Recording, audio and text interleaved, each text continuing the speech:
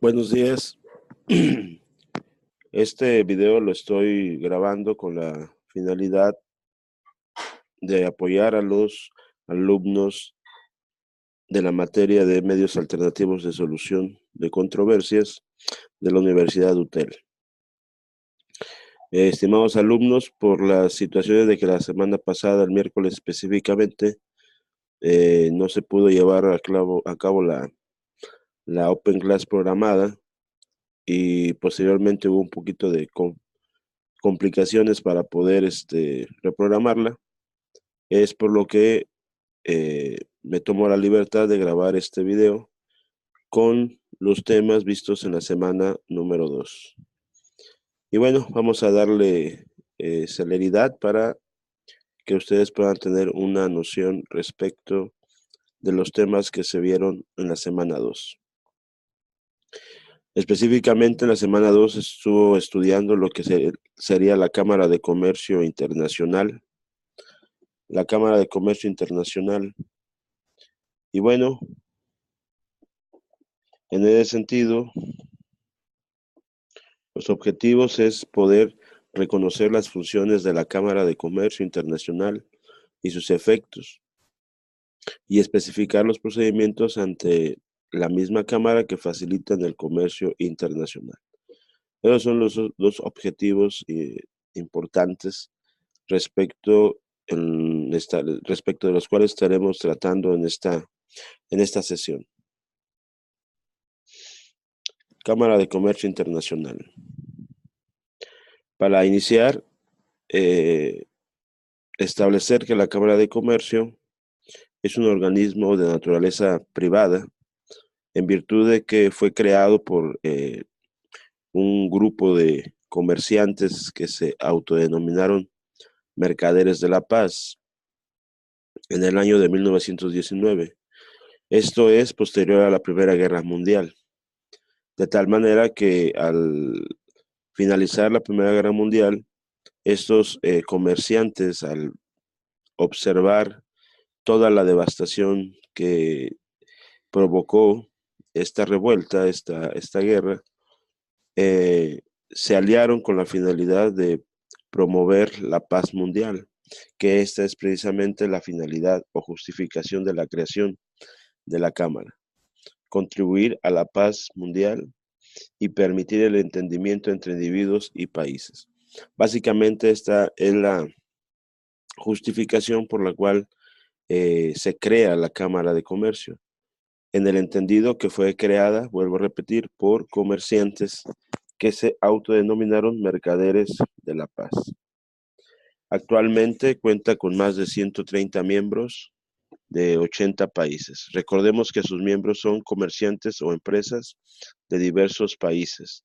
En este caso nos dice que de 80 países aproximadamente son los miembros pertenecientes a esta Cámara. ¿Cuál es la función primordial de la Cámara? Es actuar nacional e internacionalmente para ayudar a las empresas a enfrentar problemas derivados de estos procesos. ¿A qué se refiere esto? Actualmente sabemos nosotros que hay determinadas naciones o países que establecen ciertos mecanismos de defensa en el ámbito comercial que muchas veces impide pues la expansión del comercio, en otras palabras, lo que sería la globalización, de tal manera que la Cámara de Comercio actúa ya sea nacional e internacionalmente para ser un interventor o un intercesor frente a los gobiernos que en un momento dado obstaculizan el ingreso de nuevas empresas o nuevos comercios a sus países, de tal manera que esta es la función. Y su objetivo, el objetivo de la Cámara, es promover el comercio los servicios y la inversión, buscando eliminar obstáculos, políticas discriminatorias o distorsiones en los mercados. Es lo que acabamos de mencionar hace un momento. La Cámara promueve el comercio a nivel internacional, los servicios y la inversión buscando eliminar obstáculos. Recordemos que hoy en día estamos en un mundo globalizado, entendiendo la globalización como el efecto por el cual eh, los comerciantes a nivel internacional o las empresas buscan extenderse territorialmente.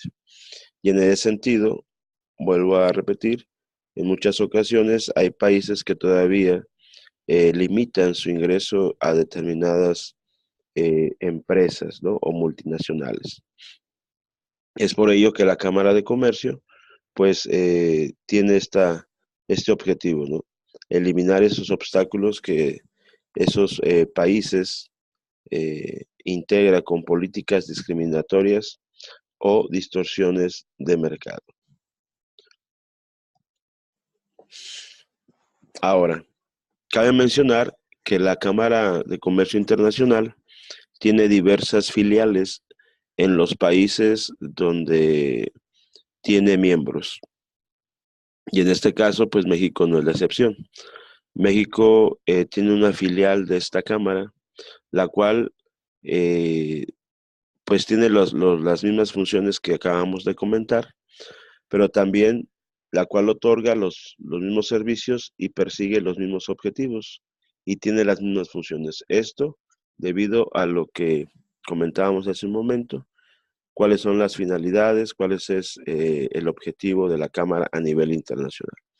Pero también otorga a sus miembros la posibilidad, o más bien le otorga, o pone a su servicio más bien eh, los medios alternativos para resolver cualquier conflicto que en un momento dado se pueda suscitar entre ellos respecto de los actos comerciales que se celebren.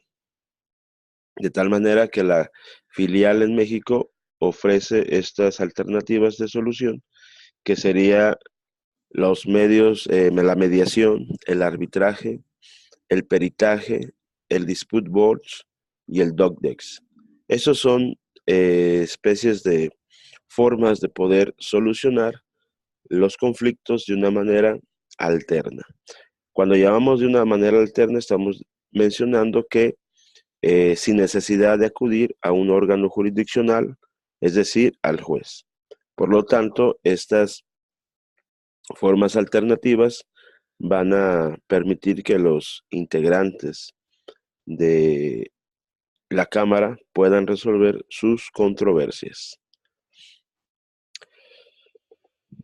Cabe mencionar también que la Cámara eh, de Comercio Internacional se integra por empresas de cualquier tamaño, ¿sí? No importa el tamaño de la empresa y el sector que sea.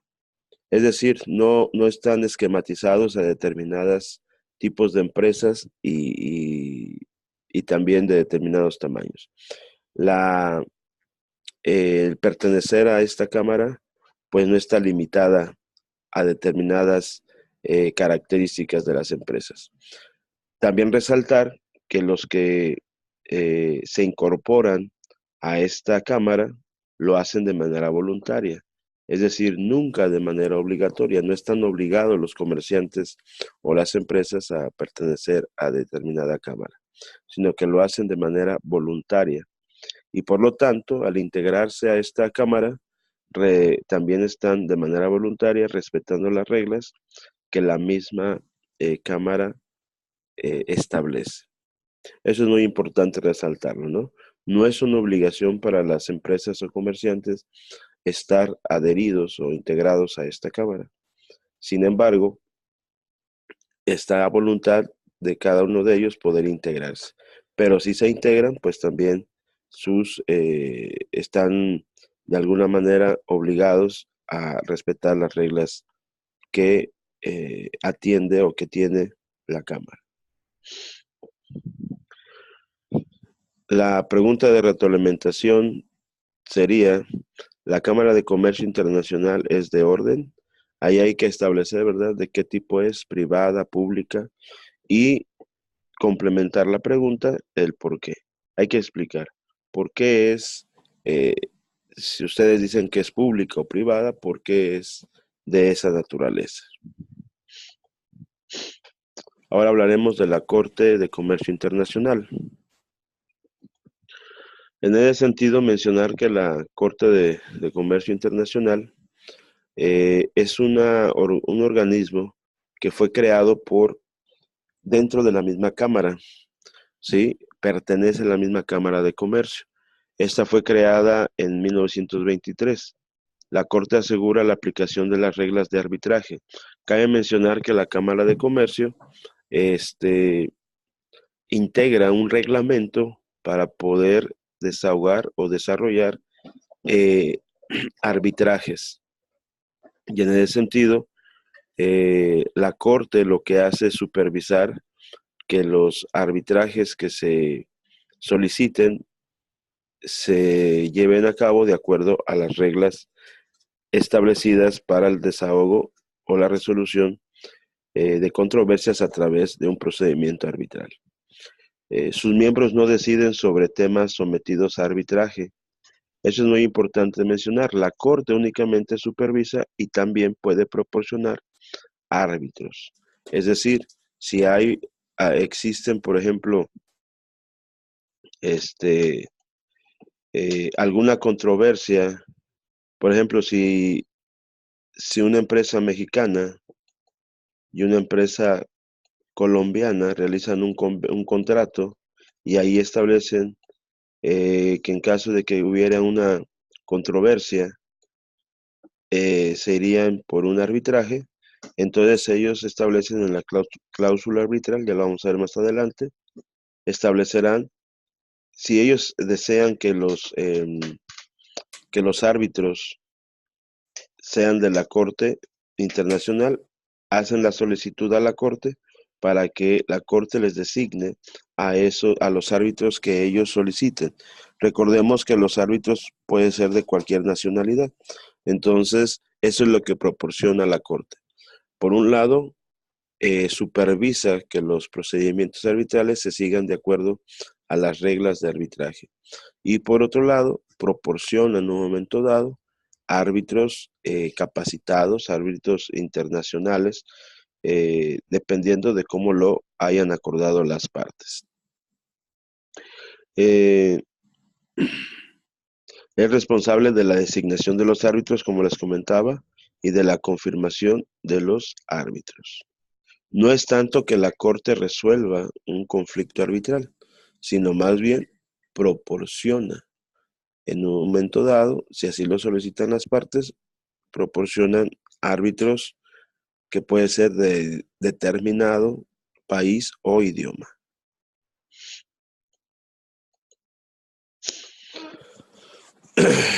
Hablando un poco del arbitraje internacional, mencionar que es un método alternativo de solución de controversias que puede pactar las partes. En este caso, ese arbitraje es confidencial y es apegado al reglamento de arbitraje de la Cámara de Comercio.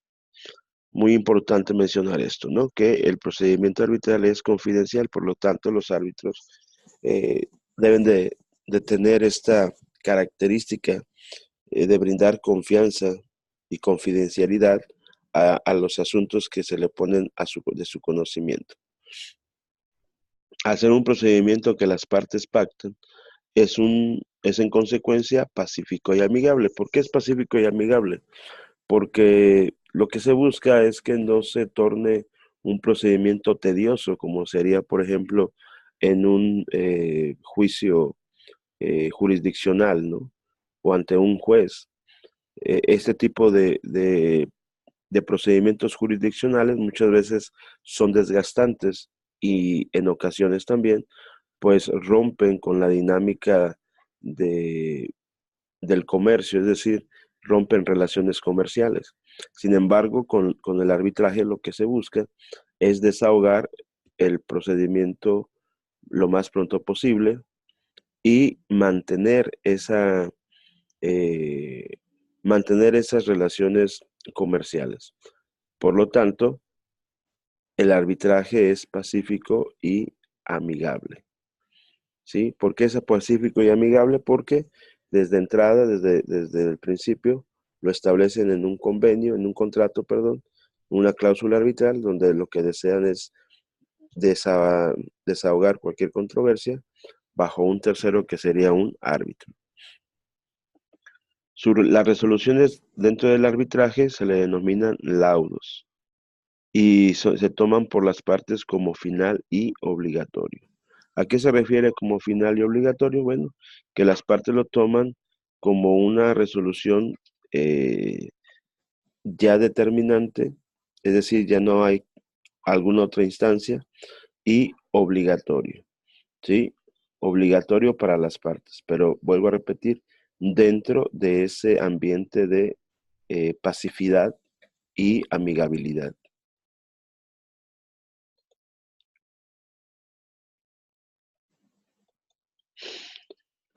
La Comisión de Naciones Unidas para el Derecho Mercantil Internacional. Vamos a hablar de otro organismo, que es la Comisión de Naciones Unidas para el Derecho Mercantil Internacional. Este organismo es de índole público, a diferencia de los anteriores. Este es un organismo público, puesto que pertenece a lo que sería la ONU. La ONU creó este organismo. Ahora, fue creado en 1966 por la ONU. ¿Y cuál es el objetivo de esta Comisión de Naciones Unidas para el Derecho Mercantil Internacional? Su principal función es la creación de leyes. Estas leyes que crea la Comisión se les denomina leyes modelo, ¿sí? Leyes modelo. Y es la legislación que establece las reglas para la conducción de arbitraje. Dentro de las leyes que ha creado la Comisión, hay una en específico que es precisamente la Ley de Arbitraje Internacional. La ley de arbitraje, la ley de modelo sobre arbitraje internacional establece las reglas para el desahogo de un procedimiento arbitral. Eh, en el entendido de que a nivel internacional, pues no existe o no existía hasta este momento un código o una norma o una ley que regulara los procedimientos arbitrales a nivel internacional. Por lo tanto, esta comisión se enfocó en crear una ley a nivel internacional que pudiera regular la dinámica del comercio a nivel, vuelvo a repetir, internacional.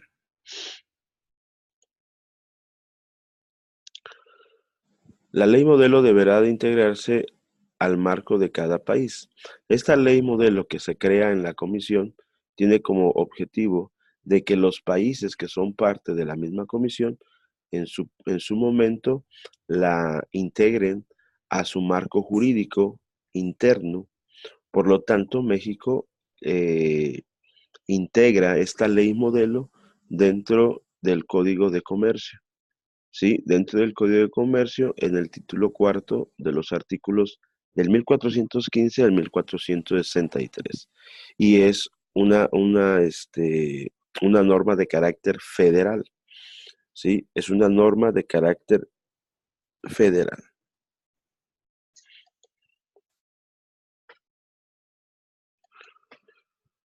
Bueno, la segunda pregunta de retroalimentación sería, ¿la Comisión de Naciones Unidas para el Derecho Mercantil Internacional es de orden igual? ¿De qué orden es esta comisión? Y su función es, hay que establecer la función de este organismo internacional. Por último, vamos a hablar acerca del acuerdo de arbitraje. Y dentro del acuerdo de arbitraje, ya lo hemos estado comentando desde la primera semana, que el acuerdo de arbitraje es un acuerdo en donde las partes previamente establecen la forma en que desean resolver los conflictos que se susciten por el cumplimiento de un contrato o incumplimiento del contrato. De tal manera que tenemos en este caso, por un lado, el acuerdo previo puede constar en una cláusula arbitral o en un compromiso arbitral. ¿Cuál es la diferencia entre uno y otro? La cláusula arbitral, como lo dice su término, está integrado como cláusula en un contrato, es decir, desde el momento en que se elabora la cláusula, el contrato se integra esa cláusula en el mismo. Ahora, nada más aquí quiero hacer mención que ustedes podrán encontrar cláusula arbitral o cláusula compromisoria. En ambos casos es lo mismo, únicamente que su aplicación varía con las dependencias o los organismos que la manejan. En este caso, la cláusula arbitral es denominada así por la Cámara de Comercio, la Cámara Nacional de Comercio, mientras la cláusula compromisoria así lo maneja la Cámara de Comercio Internacional. Hace solamente esta acotación con la finalidad de que no haya confusiones. En términos generales es lo mismo, únicamente varía por la institución que la maneja. Ahora, ¿cuál es la diferencia con el compromiso arbitral? El compromiso arbitral muchas veces puede ser posterior al contrato, es decir, las partes en su momento no previeron, se les pasó X circunstancias, pero no se integró la cláusula arbitral. Pero entonces resulta que se da la controversia, por decir algo, se da la controversia y por lo tanto, este, las partes deciden eh, desahogar sus diferencias ante un árbitro. Pero si no lo establecieron en el contrato, entonces, ¿qué pueden hacer? Pueden elaborar un compromiso arbitral, es decir, un documento anexo,